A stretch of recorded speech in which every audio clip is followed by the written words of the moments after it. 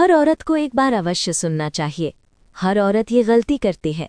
पति पत्नी की कहानी। पति रात को थका हुआ ऑफिस से आता है। घर में आते ही पत्नी ने उससे झगड़ना शुरू कर दिया। पति ने कहा, मुझे खाना तो दे दो, भूख लगी है।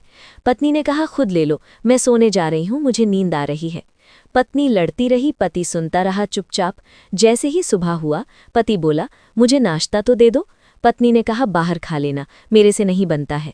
और पति ने बिना टिफिन लिए ही भूखा प्यासा ऑफिस के लिए निकल पड़ा। रास्ते में एक कार एक्सीडेंट में उसकी मौत हो गई। जब पत्नी अपने बच्चों को स्कूल से लेकर वापस लौट रही थी तो घर के बाहर काफी भीड़ जमा थी। उसने जाकर देखा तो उसके पति का शव पड़ा हुआ था।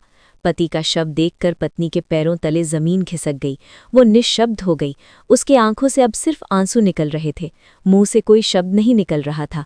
उसने अपने पति के लाश को झकझोरते हुए बोली, राजा उठ जाओ ना, सिर्फ एक बार उठ जाओ, अब मैं कभी नहीं झगड़ूंगी। मैं खाना देती हूं ना आपको, भूख लगी है ना आपको। लेकिन पति कैसे उठता? वो तो भगवान के पास जा चुका था। लोग बातें करने लगे।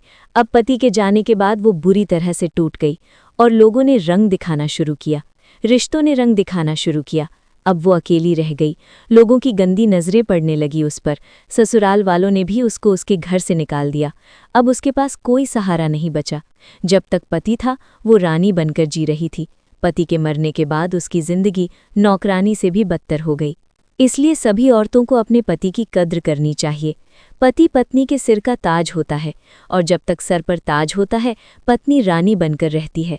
और अगर पति नहीं है तो पत्नी की जिंदगी नौकरानी से भी बदतर हो जाती है। जैसा भी है, अपने पति से मत लड़ो, मत झगड़ो, वही है तुम्हारी जिंदगी। अगर स्टोरी अच्छी लगी है तो प्लीज़ शेयर ज़रूर कर देना। धन्यवाद। जैसे कहानी हम तक पहुंची है, प्लीज़ इसको अपनों तक पहुंचा देना और दिमाग में रखना, कभी अपने लिए तो कभी अपनों के लिए आपका यही घर स्वर्ग बन जाएगा। धन्यवाद।